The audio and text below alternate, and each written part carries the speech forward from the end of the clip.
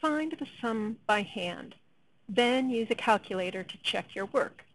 So first we want to pay close attention to the directions. They ask us to find the sum first by hand and then to use our calculator. So don't get to using the calculator as a crutch. Be sure that you can work these problems comfortably by hand first. So in our first example, in part A, we're being asked to find the sum of 3 plus -7. And so if we take a look at just a summary of the rules for adding sign numbers over to the right, we can remember what we learned, that if the signs are the same, we want to take the sum, we want to add the number parts together and keep the sign. But if the signs are different, we want to take the difference. We want to subtract the values and use the sign of the larger absolute value as the sign for our final sum or our final answer.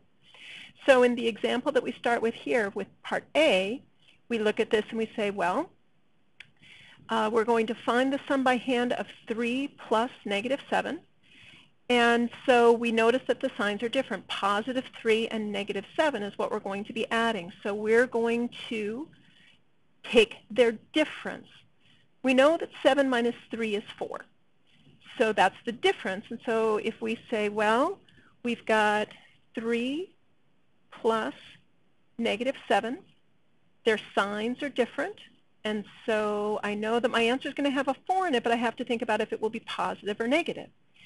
When I think of the absolute value of 3 and -7, absolute value of 3 is 3.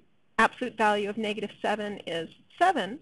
-7 has the larger absolute value, and because that is negative, that means my final answer is also going to be negative. So 3 plus -7 equals -4.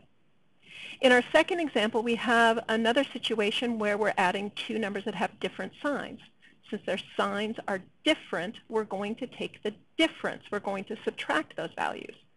So we know 8 minus 4 is 4, so that's nothing new.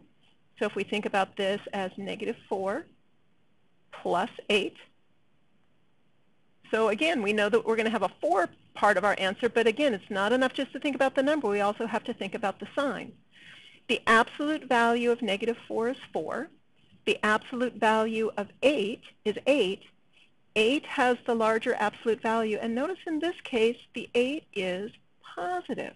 And so my answer is going to be +4, or because it's positive, for this one, we can just write the number 4. It's not that we're not thinking about it having the positive sign out front. It's just that we don't have to show it if we know that it's there.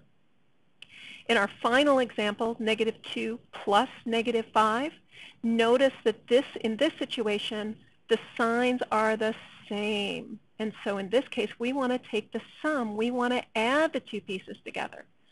So if we have -2 plus -5, if I add the numbers together, if I add 2 and 5, that's going to give me 7. And I'm going to keep the sign of my numbers. Remember that both of the numbers that I was adding in this case were negative. They were both negative, and so that means that my final answer has to be a negative as well. Be thinking, folks, if you're having a hard time keeping track of positives and negatives, think about your bank account. If you have $3 and you spend $7, you're now in the hole $4. It's going to be negative.